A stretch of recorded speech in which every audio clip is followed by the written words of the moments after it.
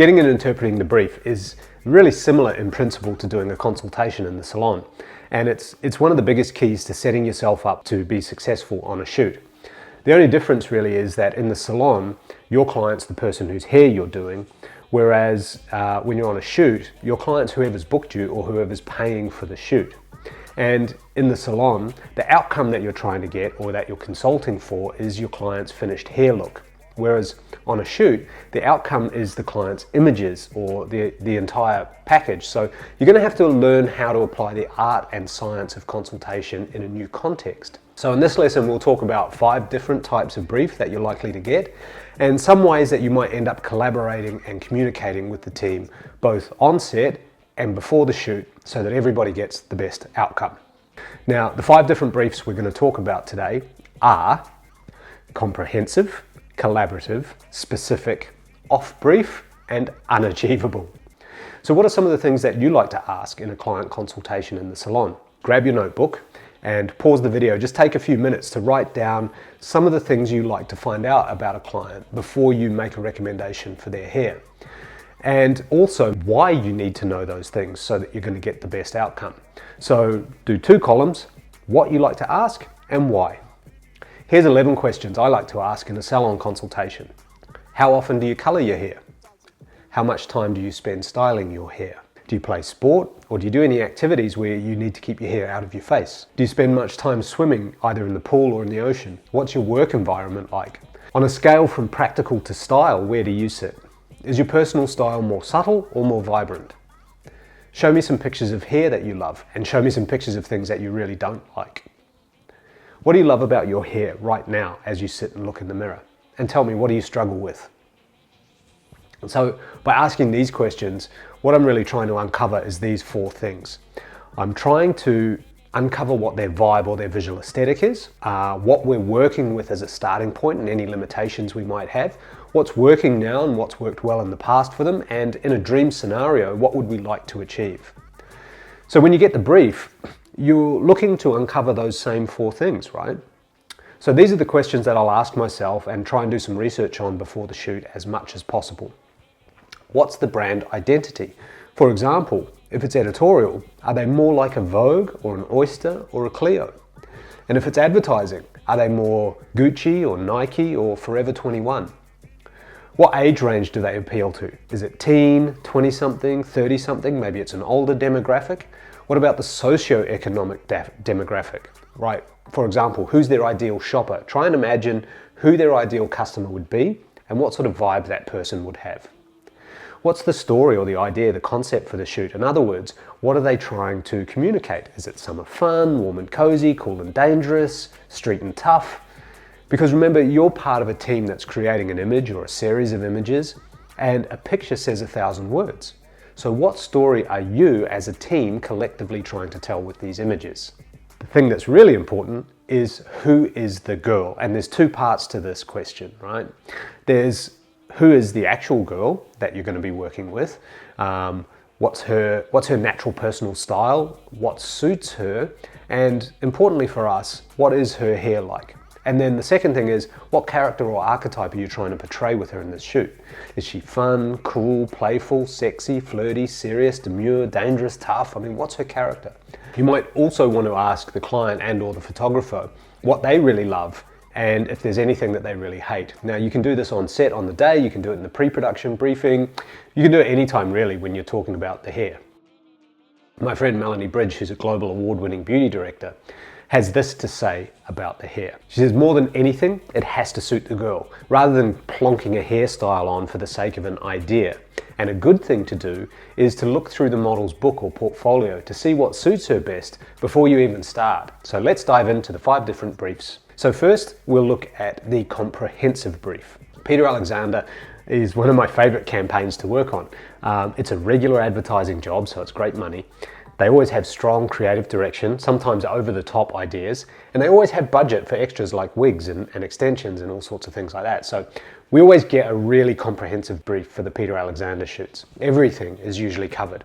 Locations, the talent, the shot lists, hair brief, makeup brief, even the proposed campaign layout, location pictures, and then we'll usually have a phone conversation or a pre-prod meeting leading up to the shoot just to discuss the strategy and approach to the hair looks. Next, let's talk about a collaborative brief. For this shoot for Vanity Fair, the booking actually came via Instagram because their jewelry editor had seen some of my work with Stephen Chi featuring hair accessories and slid into my DMs to see if Stephen and I could fly up to London to shoot their annual On Jewelry editorial.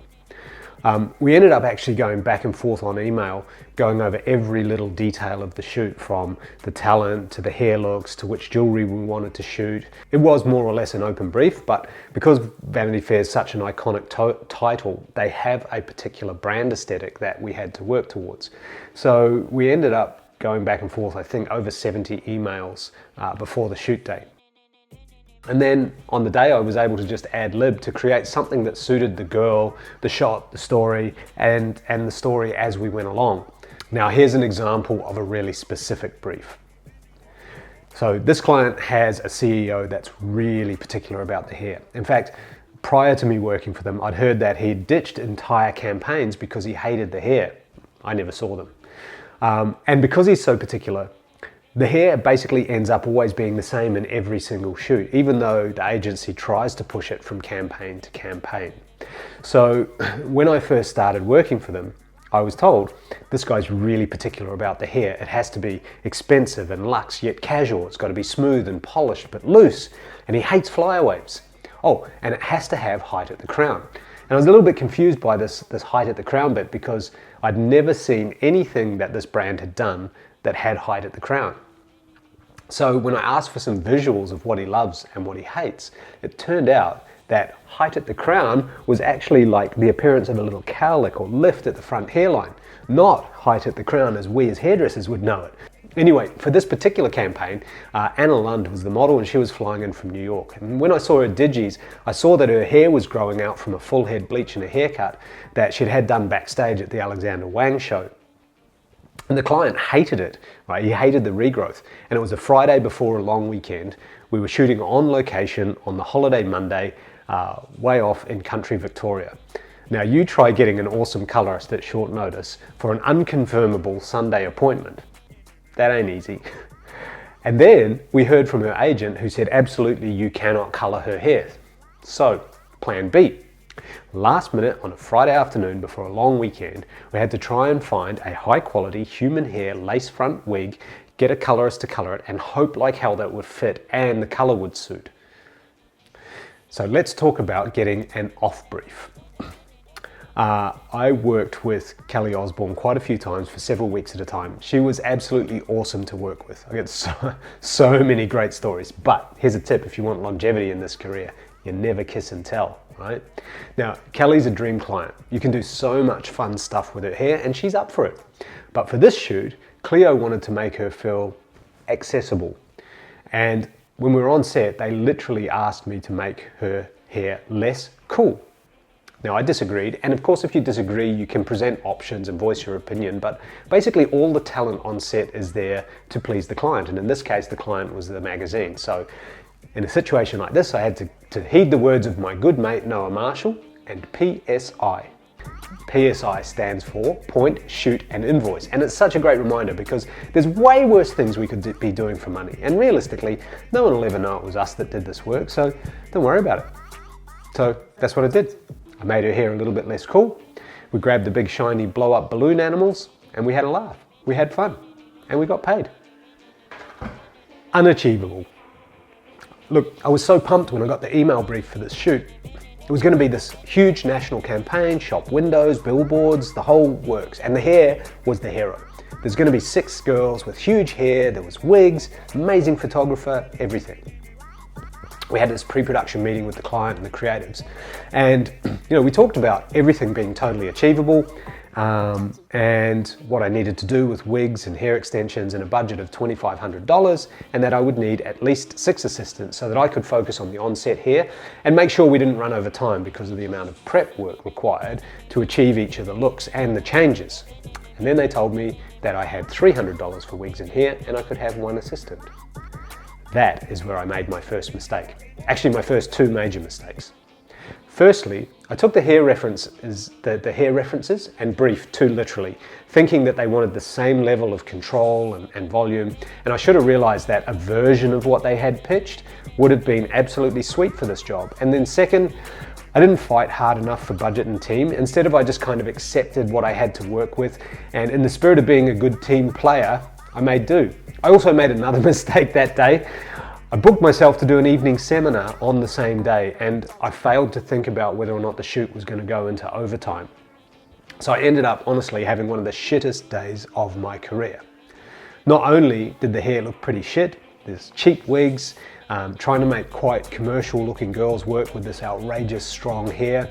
And because there was so many outfit changes, a campaign shoot coupled with a lookbook shoot, multiple hair changes and video going on, basically just way too much going on for a one-day shoot, I was literally run off my feet and stressed to the eyeballs with no control over the on-set looks. And I also had 250 hairdressers sitting in a room just a few blocks away waiting for me to show up and educate them.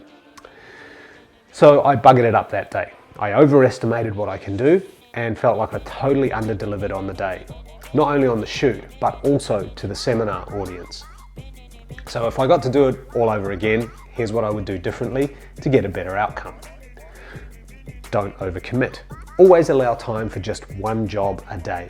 Know your shit, speak your mind, and manage expectations. You're gonna add value by being the expert. Obviously, you wanna be a team player and be really positive about what's possible and not. And lastly, is PSI, point, shoot, and invoice. So that's the 5 main types of brief, and hopefully you got some insights about how to use the consultation skills that you already have to interpret your brief.